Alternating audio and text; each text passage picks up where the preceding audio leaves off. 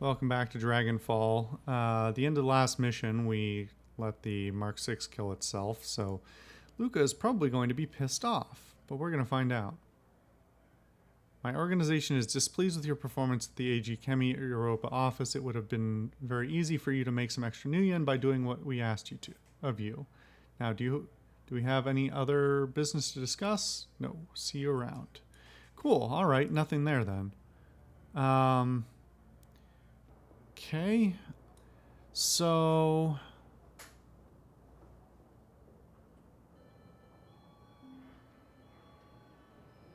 I think it's weird that this is marked on the map. Well, no, or that it's marked. It's more of a. It's not really like a waypointed thing to go do. Oh, also, I got tons of karma from finishing that last mission. I'm glad I didn't skip the mission.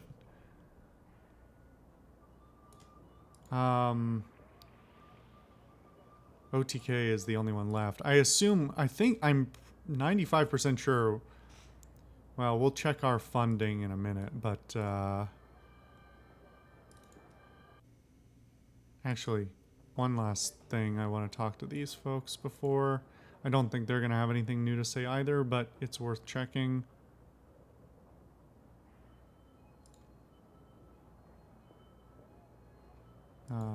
This guy won't talk to me at all anymore. Alright, interesting. Back to the safe house then.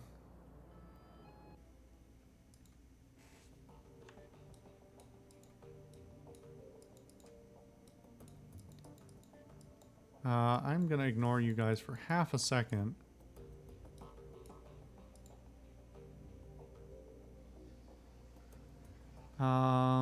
Check the status of the Alice Fund. How are we only at 28,000? Somebody go back and check the old videos and tell me how much I had. I don't know how we're...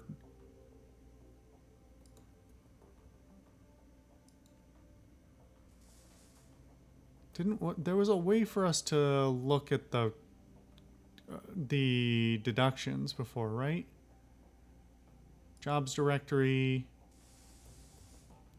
Claim payment for the Mark 6 prototype extraction. You submit the job as finished and await your client's response. A few moments later, a message pops up onto the screen. From Herr Schmidt to Alice. To call your work unsatisfactory would be an understatement. When I said that we wanted the prototype, it should have gone without saying that we wanted it intact and operational. You technically fulfilled the terms of our arrangement, so you will get paid, but don't ever expect to work for us again. Schmidt. Yeah, well, fuck you. That's not how this works. A moment later, a second message pops into your inbox. Payment details. Payment from client, $22,000. Deduction for crew salary, $6,000. Ammunition and resupply costs, $1,500. Automatic deduction for Alice funds, $11,000. Remainder sent to Alice's account. Okay. So... Okay, so we're at like 38,000 now or something like that now. But still, that...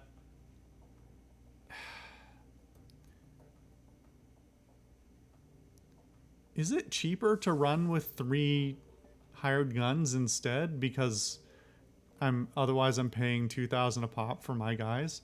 That's really shitty. I mean, like... it's realistic, sure, but like also... Ammo doesn't cost anything. It doesn't cost me anything, so it shouldn't cost everyone else anything. And also, it's not really fair. Like, that really just encourages you to use any and all of the items they're carrying, because they'll be completely resupplied, and you're gonna get dinged in the fees for it anyway.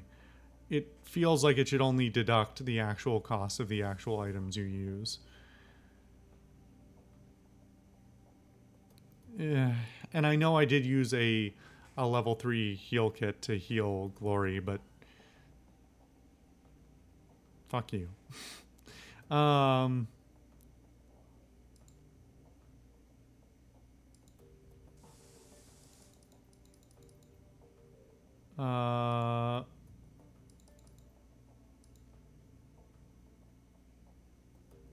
check your inbox. Oh, okay.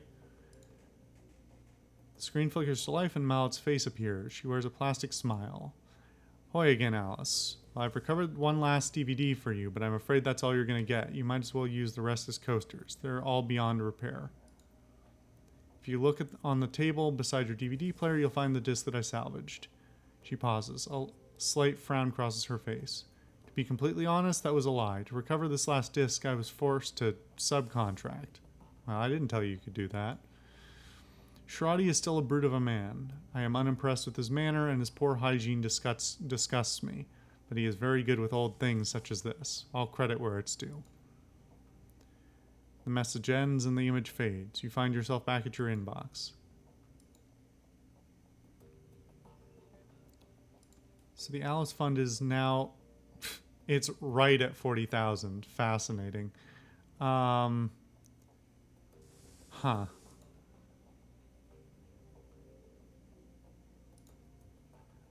Okay. I'm gonna prioritize watching the DVD in a second, but oh, I need to spend my karma.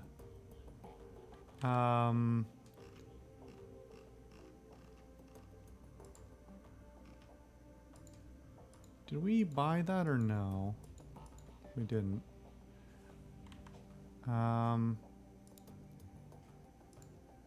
Nope, that's not what I wanted. Why is it confirm and not back? Now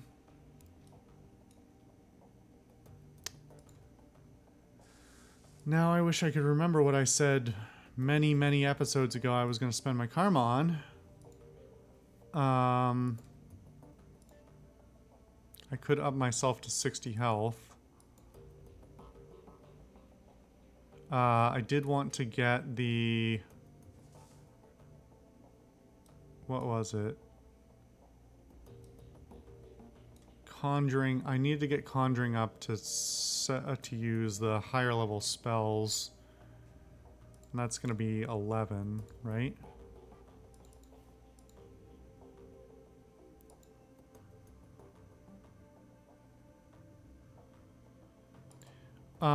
Let's actually let's go make that purchase now before I fuck up and forget.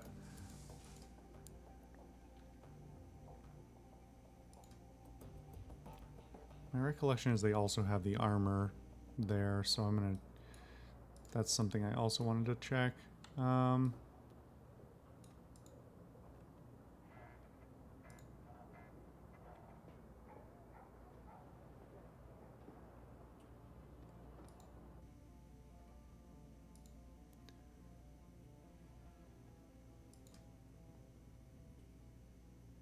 She doesn't bother looking up.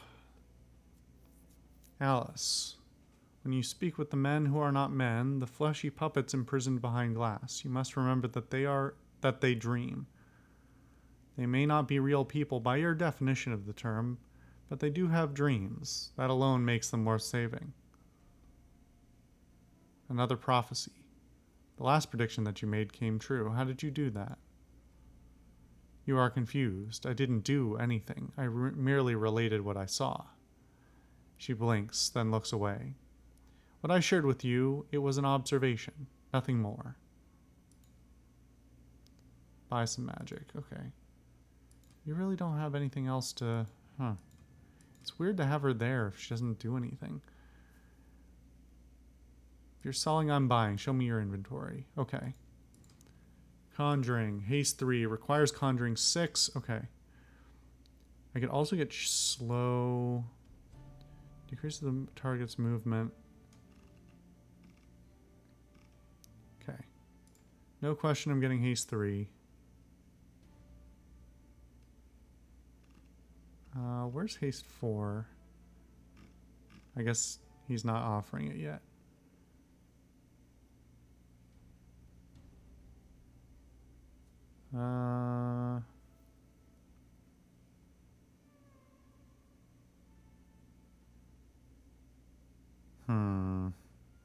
I'm already getting Conjuring 6, so the access is not my concern.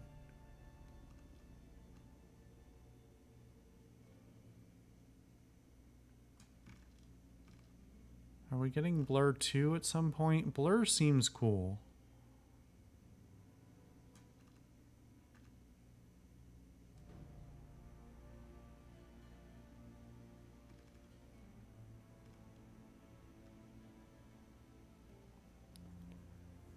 Minus 7 HP and minus 1 AP damage. Yeah. I'm kind of flush with cash, so...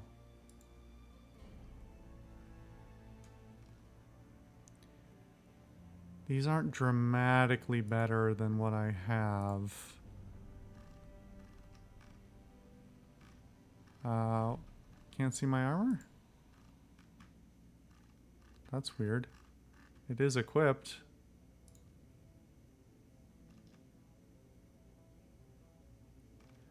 Okay, well,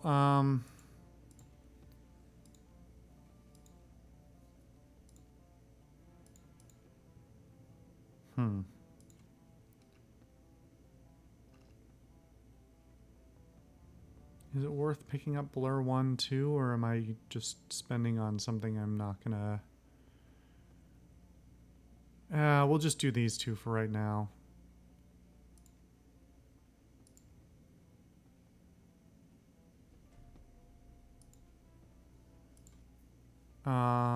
Okay, so yes, I am gonna spend Karma to get Conjuring 6.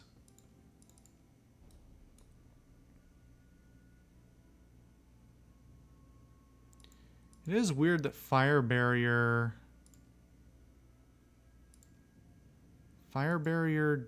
seems like the lesser...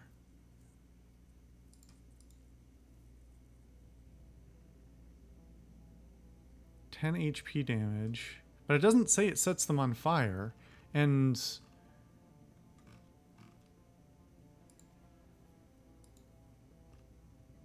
Lightning Barrier 7 HP and 1 AP. 1 AP damage seems massively more useful. 5 medium cover barriers last 3 rounds. 5 medium cover barriers last 3 rounds. 3 HP is not worth sacrificing 1 AP damage. 1 AP damage is incredible. Like,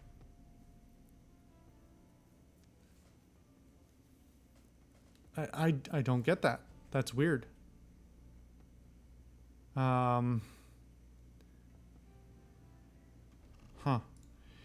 Okay, now I have to go fix the fact that I couldn't equip the spell because I didn't have the necessary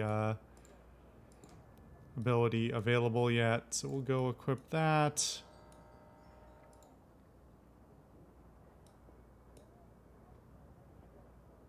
And then I think we'll watch the DVD.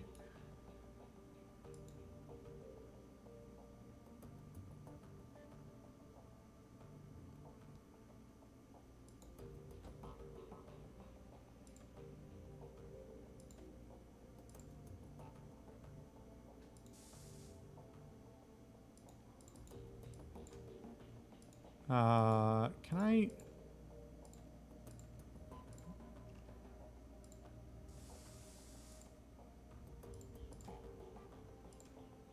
There we go. I think it's gonna put them out of order anyway, but hey, what can you do?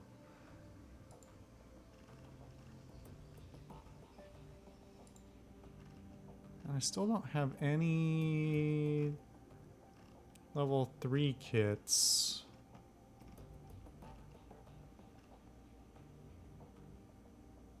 That's fine. Okay. Quick save real quick before I watch the DVDs.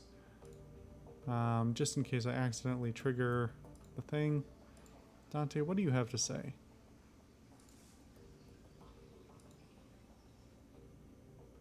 Okay.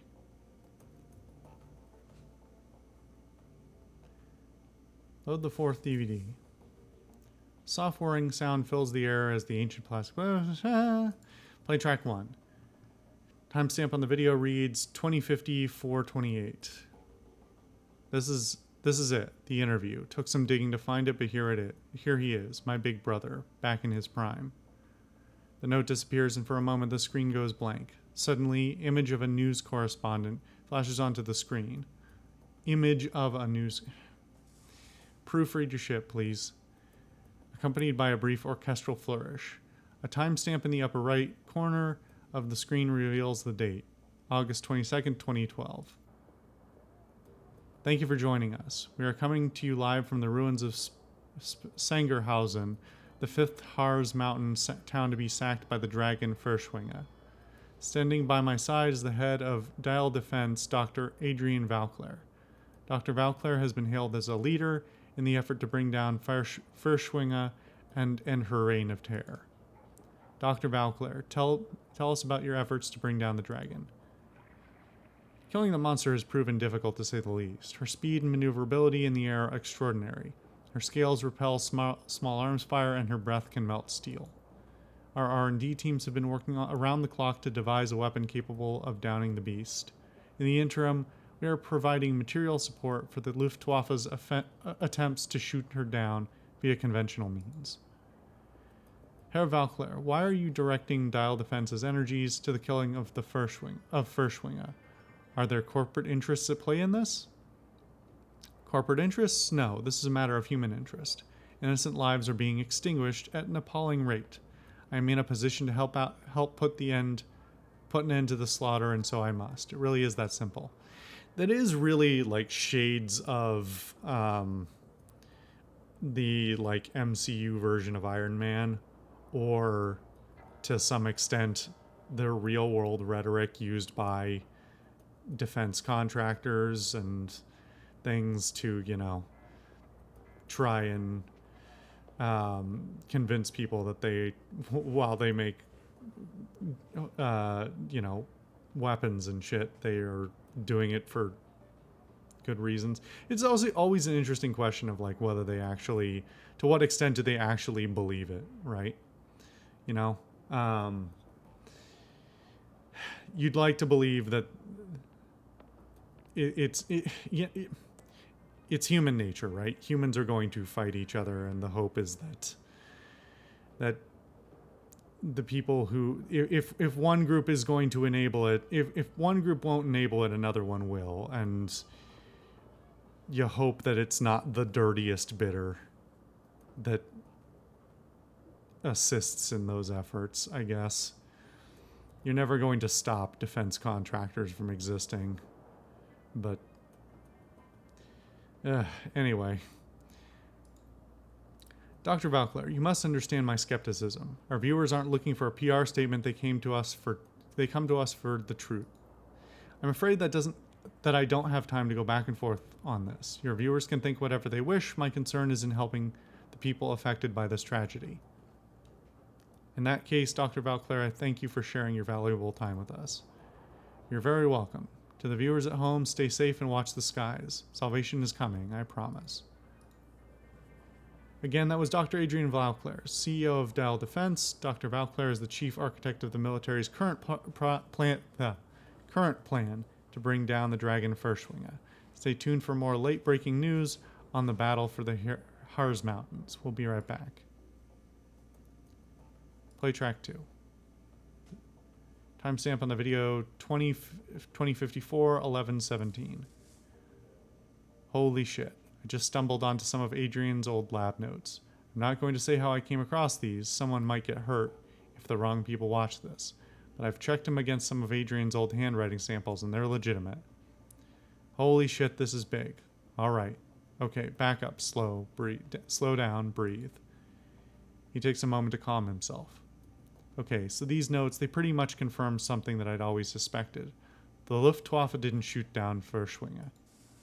I mean, they tried. They pumped thousands of rounds into the air around her, and they lobbed rockets at her for months.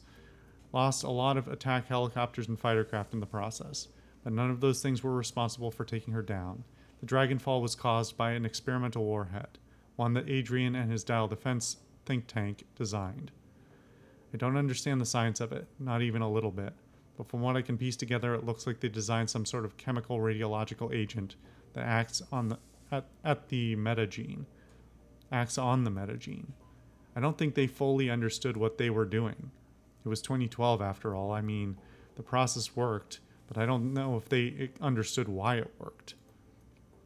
Anyway, when a warhead full of this stuff comes into contact with a dual-natured creature like a dragon, say, it drives a wedge between the creature's physical and astral forms. The body gets put into a sort of hibernation state and the spirit is forced out. It looks like this process can maintain that state of separation indefinitely, and that's a pretty horrifying thought. A discorporated body's supposed to die in a few hours. I've heard horror stories about ghost-walking mages getting trapped in astral space, unable to rejoin with their meat. I heard they went crazy from the pain. If what I'm reading is accurate, it's entirely possible that Furshwing has been trapped outside of her body for over 40 years. Winters pushes his chair back and slaps the table in front of him. This is why Adrian was so cagey about the subject of Furshwing after the Dragonfall. He knew for a fact that she was still alive, even if only technically. Her body crashed down to the socks, sure, but she wasn't dead. The government wouldn't let Adrian tell the public about any of this, of course. It'd interfere with the lie that they were feeding us, that the Firewing was dead, and that everyone was safe, and that people should stop hiding in their basements and get back to work again. But privately, he always said that she was still out there, somewhere deep in the socks. I'd always thought he was paranoid, but I was wrong. He knew. So what does all of this mean? It means that the stories I got from the ghost rats suddenly sound a lot more plausible. It means that Furshwing is definitely alive, and that Adrian's disappearance is unquestionably tied to her survival.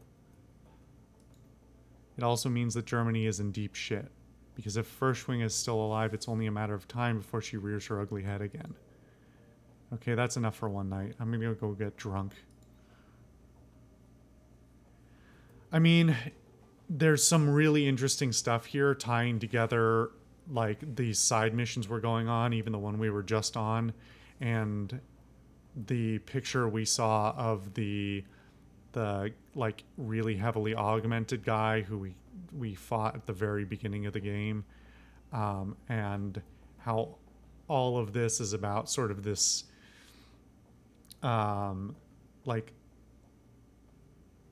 pseudo-magical transhumanist thing about the separation and conglomeration of like your humanity, your soul or spirit or whatever, and machines.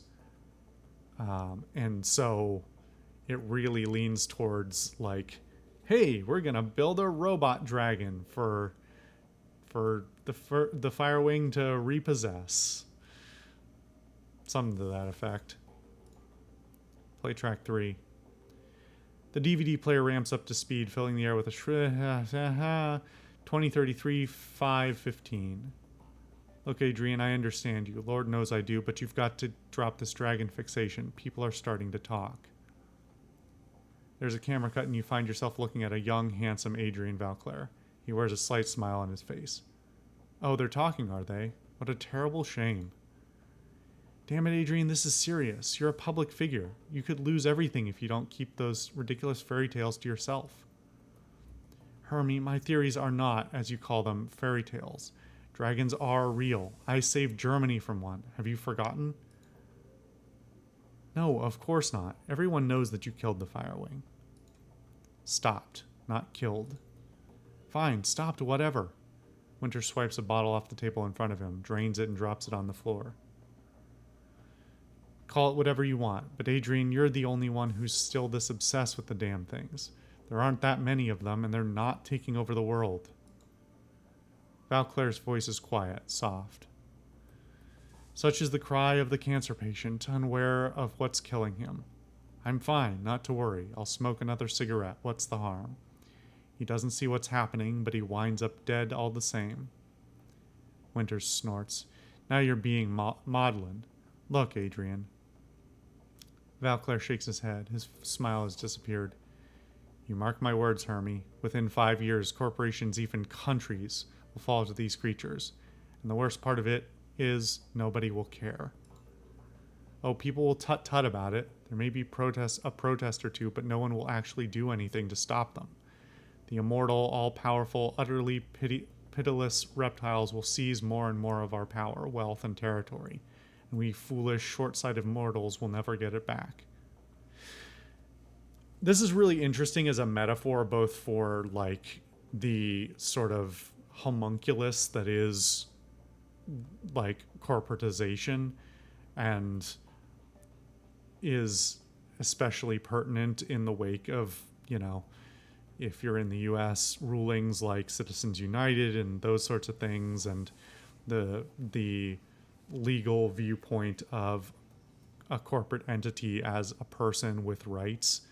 So it's interesting as a metaphor there, but it's also, again, interesting in the grand scheme of things, as I talked about before with the election of a dragon to, you know, to the presidency of whatever the group was. I've forgotten all the details of the United. Anyway,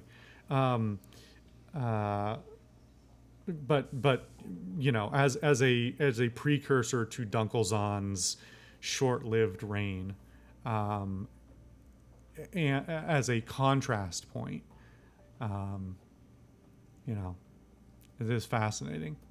I don't know if it's a deliberate nod to that, or if it's more of a thematic consistency within the universe.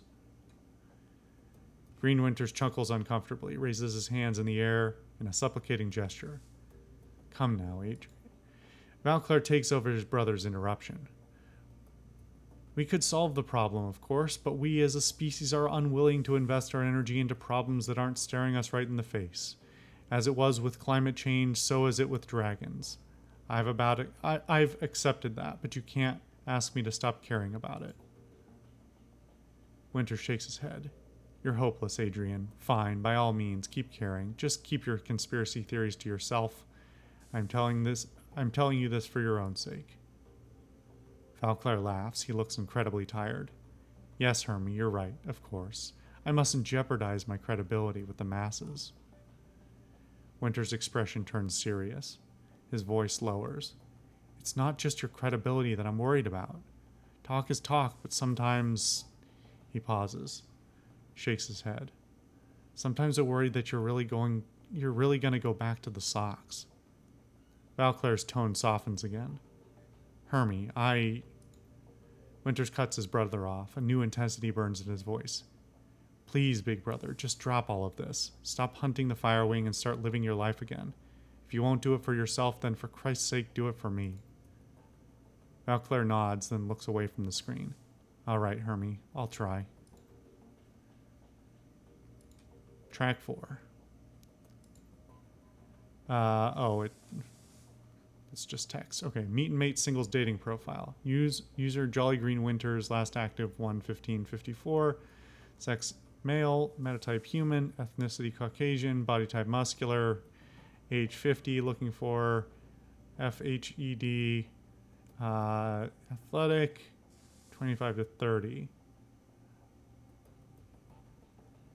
Okay. Female, I think it's female human elf dwarf is what that looking for means.